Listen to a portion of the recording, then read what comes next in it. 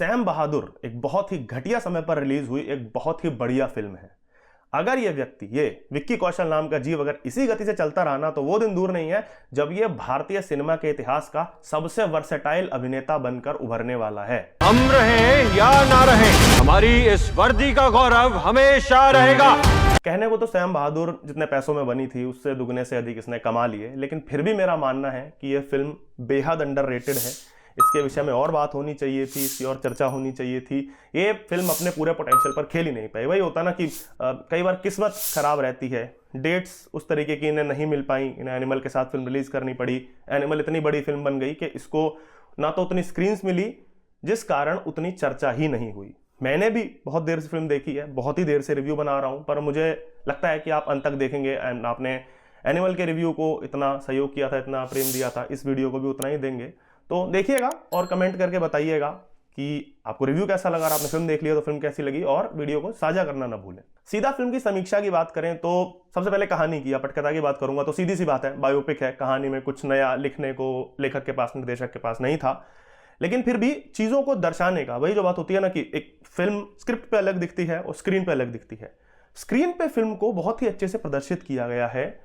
कब क्या आना चाहिए, कब क्या एप्रोप्रिएट रहेगा, वो बहुत अच्छे से ध्यान रखा गया है। एक महत्वपूर्ण चीज जो आर्मी के अंदर की राजनीति चलती है उसको बहुत अच्छे से दर्शाया गया है। 2 या 3 वॉर दिखाई हैं, तीनों को बहुत अच्छे से दर्शाया गया है। सैम मानेकशॉ का किरदार, जो उनका पात्र था, पहली बात तो विक्की कौशल, उसके बारे में तो आगे चर्चा करेंगे, बहुत विशाल चर्चा का विषय है वो तो, लेकिन पटकथा के स्तर पे भी वो बंदा ऐसा लगा है कि विक्की कौशल स्क्रिप्ट के लिए बना था। क्योंकि मैंने सैम मानेकशॉ पे थोड़ा सा इंटरेस्ट होने के कारण पहले ही बहुत कुछ पढ़ रखा था, तो मुझे कुछ नया ऐसा देखने को नहीं मिला। लेकिन अगर आप उनके विषय में नहीं जानते हैं, उनके साक्षात्कार आपने नहीं देखे हैं, आप विक्की कौशल को देखेंगे और उसके बाद आकर के वो साक्षात्कार देखेंगे, तब आप समझ पाएंगे कि इस बंदे ने किस तरह की रिसर्च की है और कितना ये रोल में डूबा है। क्योंकि सैम मानेकशॉ स्वयं एक ऐसी हस्ती थे, वो जो लोग होते हैं ना जो हीरो की तरह ही जीवन जीते हैं, तो उनके लिए आपको स्क्रिप्ट लिखने की इतनी आवश्यकता नहीं पड़ती, मेहनत नहीं करनी पड़ती, आप थोड़े से में ही काम हो जाता है। वैसा सही था। संवाद जहां पे स्कोप था वो बहुत अच्छे लिखे गए हैं। अंदर की राजनीति जो मैं बात कर रहा था, वीके कृष्ण मेनन को लेकर के, बीएन कौल को लेकर के जो राजनीति दिखाई गई है, उसके बारे में आपको थोड़ा सा अगर उस विषय के बारे में पता होगा कि किस तरीके की राजनीति हुई थी 62 की चाइना के साथ जो हमारी लड़ाई हुई थी, वॉर हुई थी, उसमें, तो आपको और अधिक मजा आएगा। अगर नहीं पता होगा तो आपको नॉर्मल फिल्म की तरह लगेगा। संवादों की जो मैं बात कर रहा था अच्छे लिखे गए हैं, वो मैं एक उदाहरण के साथ बताना चाहूंगा कि सैम यानी कि विक्की कौशल का जो पात्र है सैम मानेकशॉ का, वो एक पार्टी में जा रहा है। एक राजनीतिक पार्टियां वो जो होती हैं, क्योंकि वो जनरल और उस स्तर पर पहुंच चुके हैं कि अब वो फ्रंट लाइन पे वॉर नहीं लड़ रहे हैं। हालांकि जब उन्होंने वॉर लड़ी है वर्ल्ड वॉर 2 के समय पे, जो उनका पात्र दिखाया गया है वो अलग ही स्तर का है, वो आप देख के अलग ही रोमांचित हो जाएंगे। लेकिन उस सीन में जैसे वो जनरल बन जाते हैं और वो एक पार्टी में जा रहे हैं, तो उनका एक जूनियर होता है, वो उनसे पूछता है कि sir don't you miss action, क्योंकि आर्मी वालों के लिए सीधी सी बात है, वो फ्रंट लाइन पे अपने they want to be with their boys जो कहा जाता है, तो वही ऐसा पूछता है कि सर मतलब कोई एक्शन नहीं, आप यहाँ पे ऐसे पार्टीज, राजनीति और सब कर रहे हैं, आप डोंट यू मिस एक्शन, आपको ऐसा नहीं लगता कि जंग या कुछ ऐसी चीज आप मिस कर रहे हैं? तो विक्की कौशल का जो सैम का पात्र है बहुत एक मजेदार लाइन बोलता है। तो बोलता है कि चलो, वो जा रहा होता है उसके साथ पार्टी में, तो बोलता है कि चलो आज मैं तुम्हें दिखाऊंगा कि जंग केवल फ्रंट लाइन पे या बॉर्डर पे ही नहीं होती। और उसके बाद वो जिस तरीके का वहां पे होता है, इंदिरा गांधी के पात्र के साथ उनका जो संवाद है, अपनी वो चर्चा करते हैं जो भी फाइनेंसेस को लेकर के, आर्मी को लेकर के, तो वहां आप समझ जाएंगे कि हाँ, उसने वो डायलॉग को चरितार्थ किया है कि एक जंग यहाँ पे भी हमारे जो जर्नल और फील्ड मार्शल लेवल के लोग होते हैं वो भी अपनी अलग जंग लड़ रहे होते हैं। संवाद सैम के, चाहे इंदिरा गांधी से बातचीत के हों, याह्या खान से बातचीत को लेकर के जो संवाद लिखे गए हैं, बहुत स्ट्रॉन्ग है। दूसरी चीज, विक्की कौशल क्योंकि रोल में इतने उतर गए हैं, तो आपको लगेगा ही नहीं कि ये स्क्रिप्ट लिखी गई है। आपको लगेगा विक्की कौशल इतना इम्प्रोवाइज कर गए हैं कि वो खुद ही बंदा ये डायलॉग बोल रहा है। उसी से अगले बिंदु पर आते हैं, यानी कि परफॉर्मेंसेस पर आऊं तो सीधी सी बात है, Vicky Kaushal, it's a Vicky Kaushal movie. आपको उनके अलावा फिल्म में कोई दिखेगा नहीं। तो आपने ट्रेलर अगर देखा होगा ना, आप समझ जाएंगे कि जिस तरीके से वो बंदा चल रहा है, उसने पात्र को कितना अपने में उतारा है। वो लग रहा है गुरखा, उनकी चाल, उनकी बॉडी लैंग्वेज, उनकी आंखें, मतलब जिस तरीके से वो अपने जवानों को देख रहा है बंदा, उसके बाद वो अपने जवानों से किस तरह बात करता है, इंदिरा गांधी से किस तरह, प्रधानमंत्री से किस तरह बात करता है। कि प्रधानमंत्री है, वो उनका राजनीतिक एक पद है, वो ठीक है, लेकिन मैं भी आर्मी जनरल हूं, तो वो जो एटीट्यूड है उसको बहुत अच्छे से पकड़ा है। याया खान से वो बात करता है। याया खान जो आगे चल के पाकिस्तान के डिक्टेटर बने थे, वहां के जनरल थे, तो जब वो उनके साथ यहां पर थे, ब्रिटिश आर्मी के अंडर वो लोग थे, वो किस तरीके का रिलेशन था, और स्वतंत्रता के बाद जब बंटवारा हो जाता है तब वो याया खान को किस तरीके से याद करते हैं, या एक वो माइंड गेम होता है ना, वो जानते हैं कि वो क्या मूव करने वाला है, उस चीज को बहुत अच्छे से प्रदर्शित किया गया है। तो Vicky Kaushal is a power pack performance जिसे कहते हैं ना, वो थी। उसके साथ ही नेहरू का पात्र नीरज काबी ने किया है, वो अच्छा लगा। याया खान के रूप में ज़ीशान अयूब वो प्रभावित करते हैं, उन्होंने अपने स्तर पे जितना उन्हें रोल मिला है बढ़िया किया है। सैम मानेकशॉ की पत्नी सिल्लू के रूप में सानिया मल्होत्रा दिखी हैं, जितना उन्हें स्क्रीन टाइम थोड़ा बहुत मिला था, जितना उनका रोल था उसमें वो एवरेज लगी हैं। बहुत कुछ इतना बढ़िया नहीं था, बहुत कुछ बेकार नहीं, क्योंकि उतना रोल भी नहीं था उनका। अपने स्क्रीन टाइम के हिसाब से उन्होंने रोल के साथ न्याय किया है। एक जो पात्र मुझे थोड़ा सा प्रॉब्लमेटिक लगा या रोल मुझे उतना अप्रोप्रिएट नहीं लगा, वो था फातिमा सना शेख जो इंदिरा गांधी के रूप में दिखी हैं। या तो इंदिरा गांधी किसी ऐसे बड़े स्टार ने या कुछ इतना ग्रैंड अभी तक किसी ने परफॉर्म नहीं किया है इंदिरा गांधी को, ऐसा लगा कि कुछ मिसिंग है उनके मेकअप से। मेकअप की तो मैं आगे बात करूंगा कि कितना प्रभावशाली है। उनके मेकअप से, उनके डायलॉग डिलीवरी, उनका एटीट्यूड, आपको ऐसा लगेगा कि इंदिरा गांधी कहीं इसके अंदर है, पर वो स्क्रीन पे उतर नहीं पा रही। उनकी आंखों में आपको दिखेगा कि हाँ ये इंदिरा गांधी का पात्र है, उसका एटीट्यूड लग रहा है। वही विक्की कौशल वाली बात कि वो पूरा डूब गया बंदा, यहां पे भी आपको लगेगा कि ये डूबी तो सही, पर ऐसा लगा कि निकल नहीं पाई, तो आपके सामने एक इंदिरा गांधी आपको दिखती नहीं है। हालांकि अभी एक इमरजेंसी फिल्म आने वाली है कंगना रनावत की, उसमें कहा जा रहा है कि कंगना ने बहुत मेहनत की है, देखते हैं उसमें क्या होता है। मुझे थोड़ा सा प्रॉब्लमेटिक लगा या उतना प्रभावशाली नहीं लगा फातिमा सना शेख की एक्टिंग, या यूं कहें कि विक्की कौशल इतना ओवर पावर कर रहे थे सबको स्क्रीन पे कि उसको आने का अवसर ही नहीं मिला। ये भी एक चीज हो सकती है। अगला बिंदु जो मैं उठाना चाहूंगा वो है मेकअप। सबके 2 या 3 फेसेस दिखाए हैं, सैम मानेकशॉ के पात्र के भी, कि जब वो जवान होते हैं, यानी कि जापानियों के विरुद्ध लड़ रहे हैं, उसके बाद थोड़े जब 1962 की वॉर के समय, उसके बाद 1971, उसके बाद जब धीरे धीरे 80 के दशक में जब वो रिटायर होने के उसमें है, तो 3 अलग अलग तरह का मेकअप किया है और बहुत प्रभावित करता है। ज़ीशान अयूब का मेकअप वो भी इसी तरीके से, वो पैरेलल चले हैं।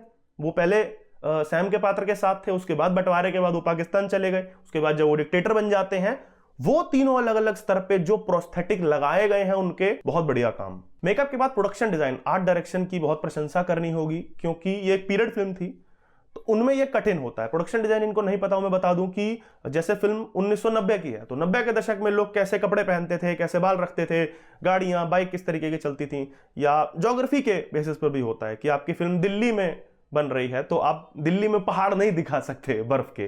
पहले हो जाता था हमारी फिल्मों में कि आदमी दिल्ली से लखनऊ जा रहा है, रास्ते में बर्फ के पहाड़ में गाना आ गया, कैसे आ गया, तो थोड़ा लॉजिक से हटके भी चीजें चलती थी बॉलीवुड में, अभी भी चलती हैं, पर ठीक है, काम हो रहा है। इसमें प्रोडक्शन डिजाइन पे बहुत काम हुआ है। पीरियड फिल्म में चीज कठिन होती है, गाड़ियां, परिधान, हेयर स्टाइल सब उसी तरीके का, तो प्रोडक्शन डिजाइन टीम को भी, आर्ट डायरेक्टर को भी कुडोज कि उन्होंने बहुत अच्छा काम किया है। कहीं पे भी ऐसा नहीं लगा कि चूक हुई है या फिर ढीला ढाला काम किया गया है। जैसा कि कहा जाता है कि कहानी के बिना, संवादों के बिना, गानों के बिना, मेकअप, कॉस्ट्यूम के बिना फिल्म बन सकती है, और यह सिद्ध भी हुआ है इतिहास में, लेकिन कैमरा के बिना कोई फिल्म मेकिंग नहीं हो सकती। Cinematography is the most important part of film making, तो कैमरा की बात करनी पड़ेगी। सिनेमेटोग्राफी यहाँ पे बहुत बढ़िया हुई है, क्योंकि कई जगह जो 1 टेक्स लिए गए हैं वो बहुत प्रभावशाली लगते हैं।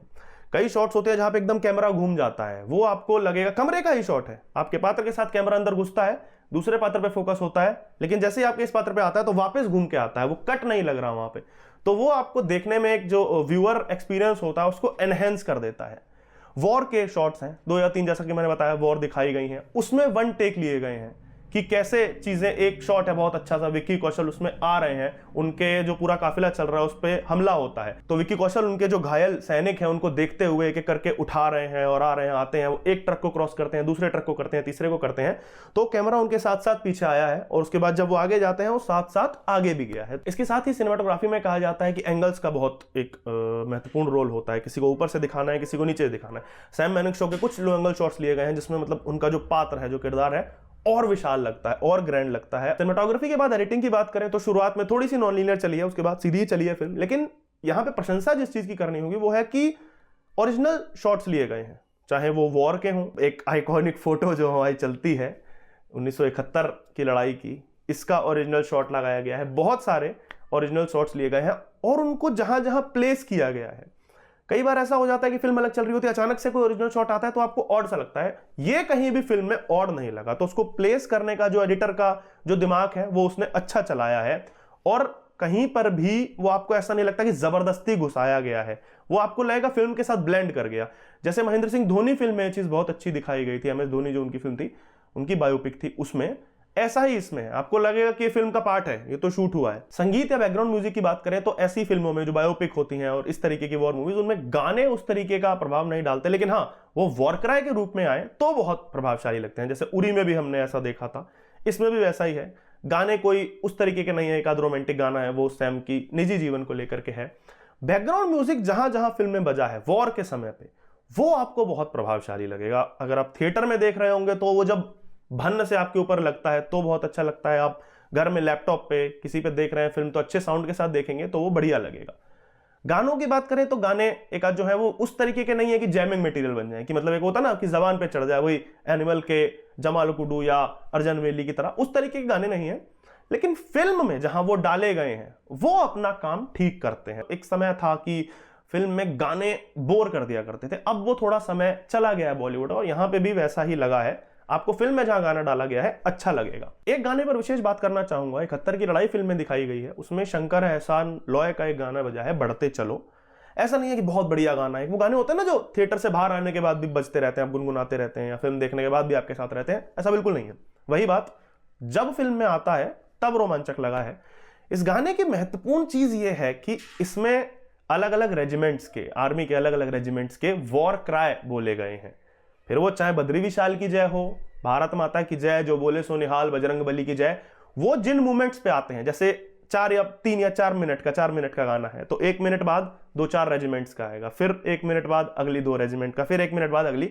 तो जिस जिस मूवमेंट पे वो आएगा, वो कहते हैं ना लिटरली गूस बम मूवमेंट, कि आप थिएटर में देख रहे हो, घर में देख रहे हो, दोस्तों के साथ देख रहे हो, लैपटॉप पे आप अकेले देख रहे हो अपने फोन में, वो उस गाने के वैसे मूवमेंट है कि जितनी बार वो वॉर क्राई आएंगे आपके रोंगटे खड़े हो जाएंगे। तो उस गाने को लेकर मैं कहूंगा कि उसे सुने। वैसे तो अगर आप YouTube पे सुनेंगे या गाना जैसे भी सुनेंगे, उस तरह का एक्सपीरियंस नहीं हो पाएगा जो फिल्म में उस समय होगा, लेकिन फिर भी अगर नहीं सुना है तो इस गाने को अवश्य जाकर के सुने। निर्देशक मेघना गुलजार की बात करें तो इन्होंने तलवार जैसी फिल्में बनाई हैं, बढ़िया फिल्में बनाती हैं। हालांकि राजीन की एक फिल्म आई थी, बहुत चर्चा हुई थी, अवार्ड भी खूब मिले थे, लेकिन उसको लेकर इन पे आरोप लगे थे कि इन्होंने अब अपना सेकुलरिज्म घुसेड़ने के चक्कर में या जो भी करके पात्रों के साथ छेड़छाड़ की थी, अपनी जो कहानी है उसके साथ छेड़छाड़ की। जिस पुस्तक पर वो बेस्ड है उसके लेखक ने ही ये आरोप लगाया था।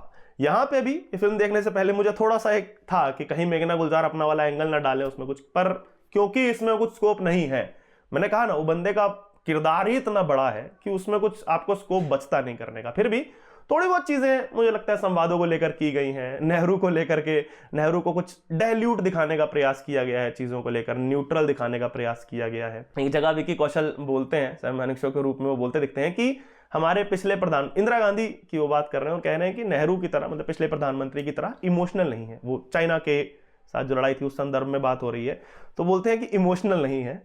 तो वहां पे मतलब कुछ और कहना चाह रहे थे, या सैम मानेकशॉ ने अपने समय पर अगर कहा होगा तो कुछ और कहा होगा, इमोशनल तो नहीं। वही होता ना, माँ बाप कह देते हैं एक बच्चे को कि भोला रह गया या सीधा रह गया, तो भोला नहीं, वो कुछ और कहना चाह रहे होते हैं, पर वही भाषा की मर्यादा बनी रहे इसलिए नहीं करते।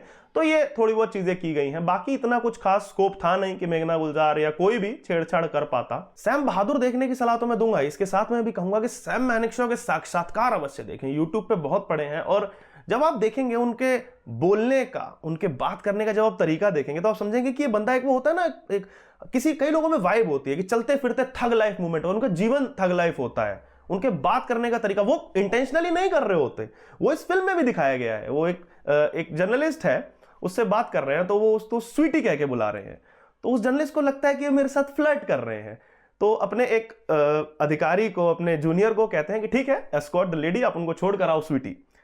तो वो जर्नलिस्ट थोड़ी सी हैरान रह जाती है कि आप सबको स्वीटी बुलाते हैं, मुझे लगा आप मेरे साथ फ्लर्ट कर रहे हैं। तो सैम का जो पात्र है बोलता है कि अगर मैं आपके साथ फ्लर्ट कर रहा होता तो ये इंटरव्यू बहुत देर तक चलता। तो ये एक मोमेंट होता है ना, हाजिर जवाबी, इसलिए ये पात्र इतने ग्रैंड होते हैं।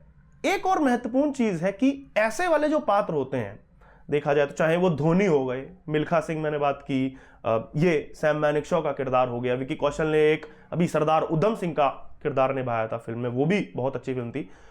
इनको ऐसे रोल्स निभाना, ऐसे पात्र पकड़ना, दोनों यानी कि बहुत कठिन भी होता है और बहुत आसान भी होता है। आसान इसलिए क्योंकि आपको कहानी में इतनी मेहनत करने की जरूरत नहीं है, क्योंकि उनका जीवन ही, मैंने कहा ना, उनका जीवन ही अपने आप में इतनी ठग लाइफ टाइप का है कि आपको लिखाई में या उसमें उतना कुछ मेहनत नहीं करनी। आधी फिल्म तो आपकी वैसे ही हिट है, लेकिन कठिन इसलिए कि आपको रोल में मेहनत करनी पड़ेगी, रोल में डूबना पड़ेगा, वहां पे कॉम्प्रोमाइज का स्कोप नहीं है। जरा सी भी आपने गलती की तो लोगों से गालियां बहुत पड़ने वाली हैं, क्योंकि इतनी ग्रेट पर्सनैलिटीज हैं।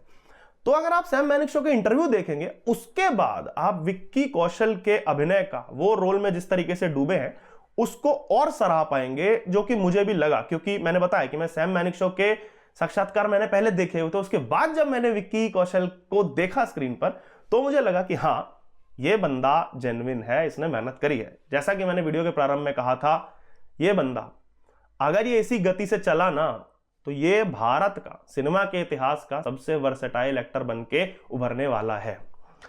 अंत में ओवरऑल सैम बहादुर को लेकर के ये कहूंगा कि वही गलत समय पर रिलीज हुई। अगर ये फिल्म थोड़ा खाली समय पर रिलीज होती, ऐसे समय पर आती जब कोई आसपास फिल्म ना होती, तो 250 से 300 करोड़ तो मैं मिनिमम बता रहा हूं कमाती। पर कोई बात नहीं, कुछ फिल्में ऐसी होती हैं, बॉक्स ऑफिस उनकी ग्रेटनेस तय नहीं करता, वो इतिहास के पन्नों में जाती हैं, और ये भी उसी तरीके की फिल्म थी, इतिहास के पन्नों में जाएगी, दशकों तक लोग देखेंगे, विक्की कौशल की सराहना करेंगे, मेघना गुलजार की भी सराहना करेंगे, इस फिल्म से जुड़े हर क्रू मेंबर की, कास्ट की सराहना होगी। आपने अगर सैम बहादुर देखी है, अब तक देख ली है, तो कमेंट में मुझे बताएं आपको कैसा लगा, ये रिव्यू कैसा लगा, मैंने कोई पॉइंट मिस किया हो वो अवश्य बता दें। अगर सैम बहादुर नहीं देखी है तो मेरे ख्याल से शायद अधिकतर थिएटर से उतर ही चुकी है, ओटीटी पे जब आएगी अवश्य देखें। ये उस तरीके की फिल्म है जो आगे जनरेशंस को, अगली हमारी आने वाली पीढ़ियों को देखनी आवश्यक है, अधिक से अधिक लोगों तक पहुंचनी आवश्यक है, इस तरीके का सिनेमा आवश्यक है। आपको वीडियो कैसा लगा कमेंट में अवश्य बताएं, वीडियो को लाइक कर दें, आपको अगर लगता है कि साझा करनी चाहिए तो साझा अवश्य करें, और चैनल को सब्सक्राइब करना ना भूलें।